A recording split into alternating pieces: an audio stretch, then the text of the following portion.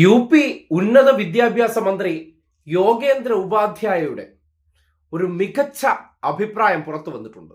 Nursery ക്ലാസ്സുകളിൽ നമ്മുടെ നാട്ടിലെ കുട്ടികൾ പാടിയ ഒരു റെയിംസ് ഉണ്ട്, അഥവാ പാട്ടുണ്ട്.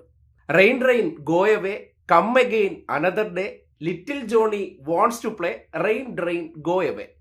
ഒട്ടുമിക്കവാറുമുള്ള എല്ലാവരും ഈ പാട്ട് അല്ലെങ്കിൽ ഈ റെയിംസ് കേട്ടിട്ടുണ്ടാകും.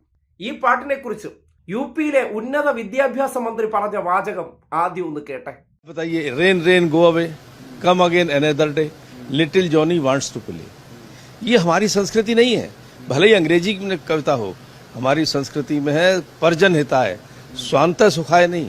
ये कविता स्वांत सुखाय बता रही है कि मेरा जॉनी खेलना चाहता है, इसलिए जो सर्वजन हिताय बारिश है वो चली जाए.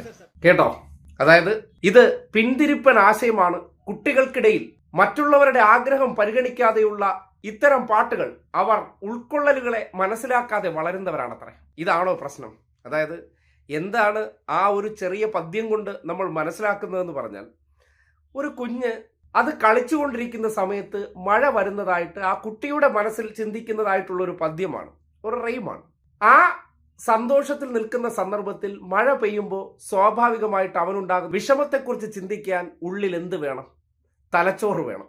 അതില്ലാത്തത് കൊണ്ട് ആ കുട്ടിയുടെ കാഴ്ചപ്പാടിൽ നിന്ന് ആ സന്ദർഭത്തെ കാണാനുള്ള ശേഷി പോലും ഇല്ലാത്തവരാണ് അങ്ങ് യു.പിയിലെ വിദ്യാഭ്യാസ മന്ത്രി എന്ന് പറയുന്നത്. അതുകൊണ്ടാണ് ആ കുട്ടി rain rain go away, rain മഴ നീ ഇന്നത്തേക്ക് പോ, കം അഗെയിൻ അനദർ ഡേ, മറ്റൊരു ദിവസം നീ വാ എന്ന രീതിയിൽ അതിന്റെ സങ്കടം ഒരു പദ്യമായിട്ട് നമ്മുടെ നാട്ടിലെ നഴ്സറി ക്ലാസ്സുകളിൽ പഠിപ്പിച്ചിരുന്നത്. അത് കേട്ടപ്പോൾ അദ്ദേഹം ആ കുട്ടിയുടെ താല്പര്യത്തിന് വേണ്ടി നാട്ടുകാർക്ക് മുഴുവൻ മഴ കിട്ടണ്ട എന്ന രീതിയിൽ കാണുന്നുണ്ടെങ്കിൽ പ്രശ്നം അവിടെയല്ല. ആ റെയിംസിനകത്ത് വന്നിരിക്കുന്ന ഒരു പേരുണ്ട്, ജോണി. ജോണി എന്ന് പറഞ്ഞാൽ നമ്മുടെ സംസ്കാരത്തിന് ചേരുന്ന പേരല്ലല്ലോ. അതിപ്പോ വല്ല മോദിന്നോ അല്ലെങ്കിൽ അമിത്ഷാ എന്നൊക്കെയാണ് ആ ജോണിക്ക് പകരം അവിടെ ഉണ്ടായിരുന്നെങ്കിൽ ആ പാട്ട് കൊള്ളാമായിരുന്നു. പക്ഷെ ഇതിൽ ജോണി ആയതുകൊണ്ട് ഈ പാട്ട് നമ്മുടെ സംസ്കാരത്തിന് ചേരാത്ത പാട്ടായിപ്പോയി. അപ്പോ പ്രശ്നം എന്താണെന്ന് മനസ്സിലായല്ലോ. അത് ആ പേരെന്ന് പറഞ്ഞാൽ അതൊരു ക്രിസ്ത്യാനിറ്റി പേരാണ്.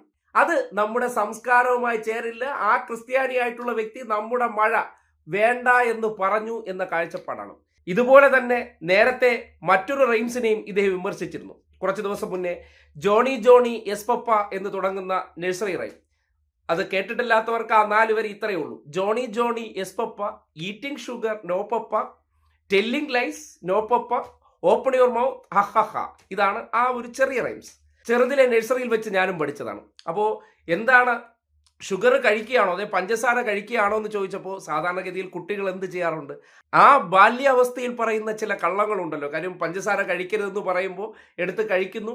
കഴിച്ച കാര്യം പപ്പ കണ്ടിട്ട് കള്ളം പറയുന്നു, വാ തുറക്കാൻ പറഞ്ഞപ്പോൾ ഷുഗർ വായ്ക്കകത്തുണ്ട്, ഹ ഹ ഹ എന്ന് ചിരിക്കുമ്പോൾ കുട്ടി നിഷ്കളങ്കമായിട്ട് പറഞ്ഞ കള്ളത്തെ പപ്പ പൊളിക്കുന്നതായിട്ടാണ് ആ വാർത്ത. അപ്പോൾ പപ്പയും ജോണിയും ആകുമ്പോൾ സഹിക്കൂ.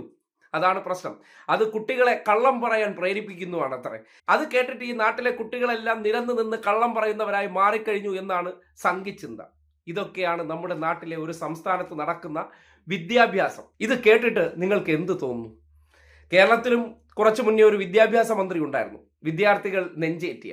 അവിടെ യോഗേന്ദ്ര ഉപാധ്യായ എന്ന് പറയുന്ന വ്യക്തി നടക്കുന്ന വേഷവും അദ്ദേഹത്തെ കണ്ടാലും സംസ്കാരത്തിന്റെ അപ്പോസ്തലനാണ്. ഏത് സംസ്കാരത്തിന്റെ?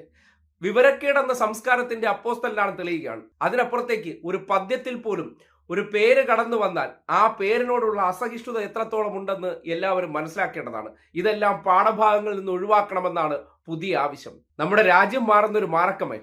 ഈ നാട്ടിൽ സംഘപരിവാറിന്റെ ഹൃദയം തുറന്ന് സ്നേഹിക്കുകയും പിന്തുണയ്ക്കുകയും ചെയ്യുന്ന ക്രിസ്ത്യൻ മതവിഭാഗക്കാരൊക്കെ ഇതൊന്ന് കേട്ടിരിക്കുന്നതും കണ്ടിരിക്കുന്നതും നല്ലതാണ്. കേരളത്തിലല്ലെന്നേ ഉള്ളൂ, കുറച്ച് ദൂരെ പോയി കഴിഞ്ഞാൽ ഈ രാജ്യത്തെ തന്നെ യു.പിയിലാണ് ഇതൊക്കെ സംഭവിക്കുന്നു എന്ന് തിരിച്ചറിഞ്ഞോളൂ.